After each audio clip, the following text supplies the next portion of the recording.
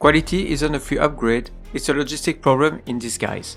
You drop in one module expecting better items, and suddenly the factory starts acting weird. Belts back up even though they look full, chests turn into mixed tier soup, trains deliver the right item type, but the wrong quality for what you actually need, and the moment you try to fix it, you end up building sorting lanes, buffer rules and recycler loops just to stop your own production from choking itself. The good news is it's controllable. It comes down to a few systems where quality is allowed to exist, how each tier gets routed and stored, and how to stop one tier from blocking everything without turning the whole base into a sorting machine. The moment you add quality, your factory stops being one clean pipeline. Before, iron ore became iron plates, plates became circuits, circuits became inserters, and everything was predictable. If some things break, it's usually obvious, not enough input, no power, or the output is full. Quality changes the rules because now each step can produce 5 tiers: common, uncommon, rare, epic, and legendary. So what used to be one pipeline becomes 5 pipelines running in parallel. And your base isn't designed to keep those streams separated.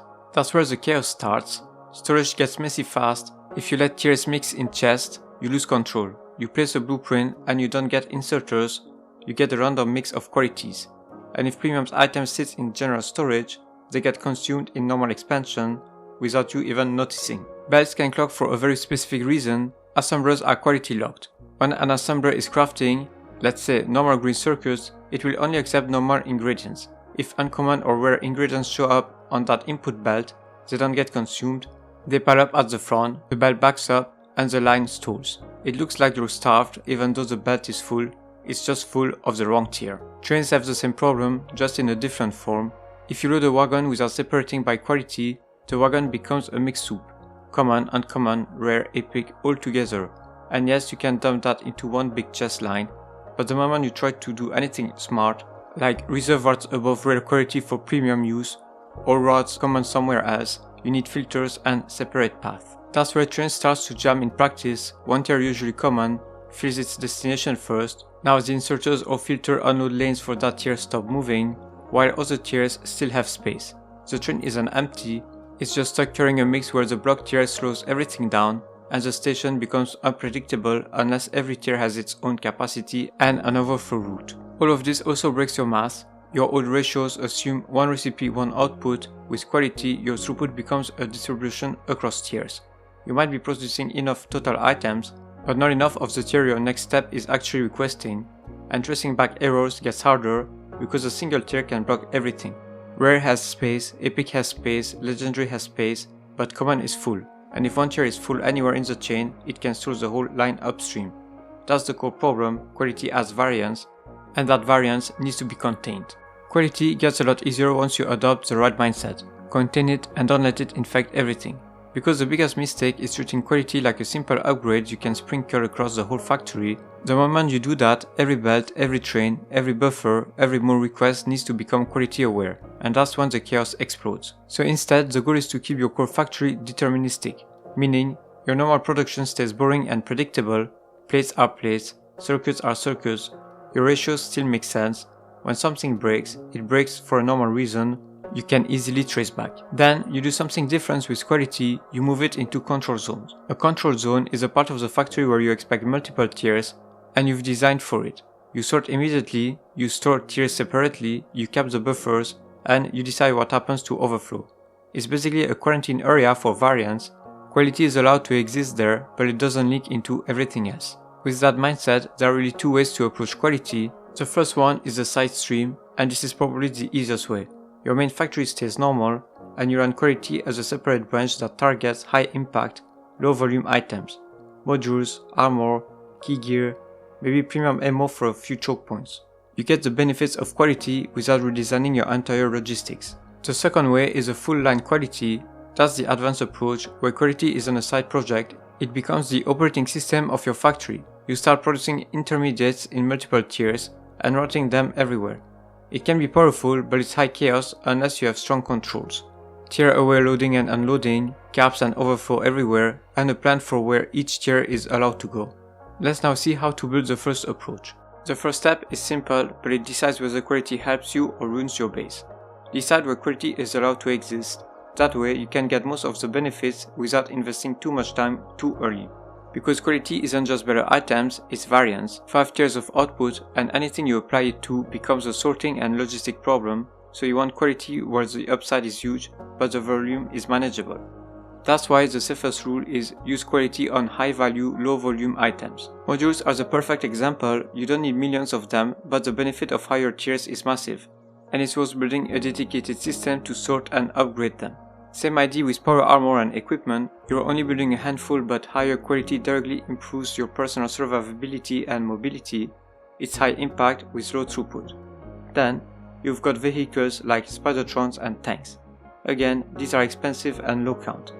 And higher quality matters because it affects how strong and reliable your core tools are. You can also apply quality to high impact buildings, the ones that act as bottlenecks or anchors. Not everything in the base, but the few things where better stats actually change outcomes. And for combat, quality makes sense on ammo for critical choke points only, not the entire perimeter. The places under constant pressure are where premium ammo has real return on investment. Everywhere else just creates sorting headaches for minimal gains. Now, here is a simple rule to follow to avoid trouble. Avoid quality early and mid-game on bulk everywhere items. Iron gears, copper wire, blue circuits, they feed your entire bus and your entire factory. If you add quality there, you aren't upgrading a line, you're upgrading your whole logistics system to handle 5 tiers of a universal ingredient. It's not impossible, but it's a full-line quality commitment. You need tier-aware beds or bots, tier-aware trains, filter buffers, caps and overflows everywhere, and your complexity goes through the roof. So the clean approach is to keep your core intermediates deterministic and to put quality on a short list of premium targets where the payoff is big and the volume is small. That way you get the benefits of quality without turning your entire base into a sorting machine. The second step is more time consuming but is going to last. It is where quality becomes manageable. You build a dedicated sorting layer. Because the moment you produce multiple tiers, you have a choice. Either you let them mix and spread everywhere, or you separate them immediately and keep control. The core requirement is simple: don't store mixed tiers together, not because the game can't handle it, it can, but because you can't control it once it's mixed. Mixed storage leads to premium items getting spent randomly, and it makes the whole system harder to investigate. So instead, every quality enabled output should get split into 5 destinations right away: common, uncommon, rare, epic, and legendary. There are 3 clean ways to do that depending on your factory. You can use 5 belts lanes, 1 lane per quality, 5 filtered wagon, 1 wagon per quality, or 5 logistic groups, which means separate provider and requester routes per quality. From there, you can basically pick one of 2 stable patterns. The first pattern is a belt sorting block. Your mix output is a short belt segment. Then filter splitters peel off each tier into dedicated chests or belts. The important part is that every tier has its own chest line, so nothing mixes and you can see at a glance what's building up. The second pattern is a bot sorting hub. Instead of splitters, you use logistics, providers per tier, and requesters that only ask for 1 tier. But the rule is the same. You keep tiers separate, and you keep the buffer small so the network doesn't turn into a giant mixed storage spy. Now, sorting alone isn't enough, you also need buffer rules, otherwise you'll have deadlocks. Every tier needs 2 things: a cap, so 1 tier can't fill all your storage and choke the system, and an overflow path, so when that tier hits its cap, it still has somewhere to go. Overflow can mean either to use the resource in another recipe or to recycle it. The exact choice doesn't matter as long as the resource is consumed. Because here's the classic failure: 1 tier backs up, the output blocks, and upstream stalls. And the worst part is it doesn't look like a normal shortage. The belt can be full, the wagon can be full, the buffer can be full, the system stops, not because you lack resources, but because 1 tier has no exit. The next step is recycling, and this is where most quality setups accidentally sabotage themselves. Because the trap is thinking, if I recycle everything that isn't perfect, I'll eventually get higher tiers. What you actually create is a loop that's busy moving items around, clogging belts and buffers, and stealing capacity from real production. The factory feels active, but it's active doing retries, not progress. So the goal isn't recycle everything, the goal is to control recycling. Here's the safe policy. First, decide what you're keeping. Pick a target tier for that item, for example, keeping rare and above, or only care about epic or legendary qualities for a specific item. Then only recycle surplus, That means you keep a buffer of the lower tiers if they're useful, but once that buffer is full, then the extra becomes surplus and goes to the recycler. Recycling is a pressure valve, not the default destination. There are a few rules that basically always work. Only recycle when storage is above a certain threshold. If you're below your buffer target, do nothing, let the system build a reserve first. Recycling only starts when you've got more than what you want. Only recycle specific qualities for specific items, for example common and uncommon qualities. Those are the high volume tiers that cause backups. Recycling them trims the bulk without you constantly throwing away good results. And never recycle rare and above qualities unless you're intentionally farming higher tiers. Rare and above are already the hard part. If you recycle them casually, you're burning your best outcomes and turning the loop into a grind. So the mindset for recycling is to keep the wins, recycle the overflow, and get the recycler so it can't run wide. The final step is distribution, because once you've sorted and stored quality properly, the next mistake is letting it leak back into your general factory. So instead, treat quality like a premium resource. It leaves one place in a controlled way. That's why you make one central quality warehouse. This is where all quality outputs end up after sorting, with separate storage per tier, so you always know where your rare, epic and legendary stock actually is, and it doesn't get mixed into normal supply by accident. Then you only allow quality to leave the warehouse through a few control outputs, basically a small number of approved exits. First, the mall and crafting area is where you decide your policy. Most of the time, the mall should consume common or uncommon, so a normal building doesn't drain your best tiers. If there are a few items where you do want higher tiers, like modules, you route those explicitly. The key is the mall never pulls from everything, it pulls from the tier you allow. Second, your personal gear loadout. Armor, equipment and anything you personally rely on should get first priority. This is where you intentionally reserve the best tiers, rare, epic or legendary, so your premium items don't disappear into base expansion. Third, your choke point defense supply. Not every wall segment, just the critical places that are under constant pressure, artillery positions, main entrances, high value outposts. Those locations get premium ammo or premium turrets because the benefit is real there. Everywhere else stays on normal supply. So the rule is simple, quality doesn't spread, it gets sorted, it gets stored, and it only leaves the warehouse when you deliberately send it to one of those three destinations. Once you've got sorting layers, caps, overflow and a quality warehouse, the next question is, what can go wrong when you actually run this at scale? Because quality failures are rarely dramatic, they look like weird problems, random stores, bots going insane, train acting unreliable. So here are the common failures and the quick fixes that tell you exactly where to look. If your belts are clogging, your tier separation is happening too late.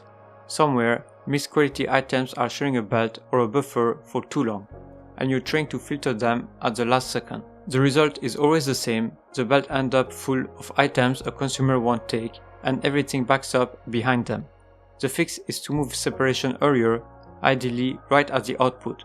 Split tiers immediately, keep them on separate lanes or separate chest lines, and don't merge them back together. If you're using filter splitters, belt clogs usually mean you're missing one filter split or you've accidentally merged a mixed lane back into a clean one. If you get random stores, it's almost always a buffer rule problem. One tier hits a full destination, usually common, and because there's no overflow route, the system has nowhere to put that tier. So output blocks, production stops, and it feels random because you still have space for the other tiers. The fix is simple, every tier needs a limit and an exit. Cap what you want to keep and give surplus a guaranteed overflow path. Recycle it, route it to bulk use, export it. Anything, as long as that tier is never allowed to become nowhere. And if trains are delivering the wrong items, your train system isn't tier aware yet. If you load wagons without filtering, or you unload into shared buffers, you'll get a random mix of tiers, and you'll spend premium items where you didn't mean to. The fix is to add filtering at the edges, filtered wagon, filtered unloading, or dedicated tier wagons for the tiers you care about. You can also add a station to your train routes where you unload quality in the contained quality zone before it goes to your main bus. The goal is that stations don't just receive ore or plate, they receive the tier you intended and nothing else. So when something feels random with quality, it usually isn't random. It's one of these three patterns: separation too late, no overflow, or trains not being tier aware. Fix that and quality stops being chaotic and starts being a system. If this video helped you understand how to manage quality, like, subscribe, and comment on what's breaking your base most with quality. Is it beds, robots, trains, or recycling? And let me know how you manage quality yourself, and see you soon for another video.